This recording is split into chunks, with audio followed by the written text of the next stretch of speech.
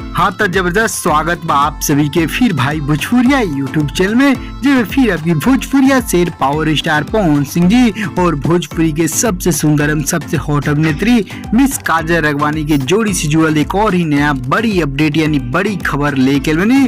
तो उनकी पिछला दिनों स्टोरी के शूटिंग कर अभी दोनों जोड़ी लगातार गाना के शूटिंग कर रहा। जी हाँ, पिछला खबर बता देने एक और गाना जो उनकी कोमल सिंह और काजल राघवानी के साथ पवन सिंह शूट कंप्लीट कर देने और वे देर दोपहर के बाद देर शाम के एक और नया फोटो शेयर कर काजल राघवानी पूरा दर्शकों के बीच तहलका मचा दिली, गर्दा गर्दा उड़ा दिल। जी हाँ, काफी हॉट रोमांटिक उनकी लगातार शूट चल रहा बा। खुद वो खबर भी बतौली है फिर पवन काजल के जोड़ी के ई दूसरा गाना आ रहा बा, पूरा भोजपुरी के इतिहास में सबसे बड़ा रिकॉर्ड बनावे। जी हाँ, तो बस पूरा वीडियो अंत तक देखिए, सारा कुछ जाने में डिटेल साथ का रिपोर्ट डालिए मिस काजल और पवन सिंह के ऐसा बवाल फाड़ू अवतार आप लोग देखें तो कैसन लगी। जी हाँ, तो उससे पहले एक और रिक्वेस्ट करें आप सभी के, यदि आप भाई भोजपुरिया यूट्यूब चैनल पर नया बानी तो जुड़े जरूर, सब्सक्राइब करके घंटी ऑन कर दें ताकि यही तरह सभी लेटेस्ट न्यूज सबसे पहले बैम कोई न्यूज मिस ना हो। जी हाँ, तो ये पवन काजल के जोड़ी के दूसरा सबसे बवाल गाना साबित हो गया, जो पिछला ही दिनों से जी हाँ भोजपुरिया राजा और कई फिल्म मैंने उनको सजन सुलिया काफी हिट ब्लॉकबस्टर गाना साबित हुई फिल्म के।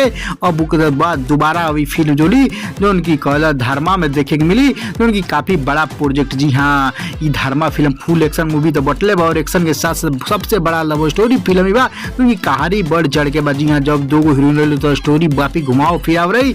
जी हाँ, दोनों स्टोरी दोनों हीरोइन लोग के कहानी लीड रोल में ही बा। तो आप लोग यही से समझिए लीड रोल में जब दो हीरोइन रही तो पवन सिंह के फुल सस्पेंस मूवी रही। जी हाँ, तब की कोई कमी नहीं। जी हाँ, तो वे लगातार शूट चलता है, वो शूट से फिर काजल राघवानी कह लिया सुकून वाला डांस। जी हाँ, सुकून वाला डांस यानी रिहर्सल के दौरान की फोटो जो खूब वायरल कर मिस काजल राघवानी। जी हाँ, तो सुकून वाला डांस के नाम से फोटो शेयर कर। तो आप लोग बस जान जाइए पवन काजल के फिर जोड़ी धर्मा फिल्म में आ रहा, पूरा भोजपुरी के इतिहास में सबसे बड़ा नया धमाका लेके एक से बढ़ के एक गाना रही और एक से बढ़ के वो स्टोरी रही, जब दो हीरोइन के साथ पवन सिंह के स्टोरी देखम। जी हाँ, तो धर्मा की नया फोटो नया शूट से आउट बजे। तो खबर कैसा है ये जोड़ी की, आप लोग फिल्म कितना पसंद करनी, कमेंट कर रिप्लाई कर, खबर पसंद लाइक शेयर करें जरूर।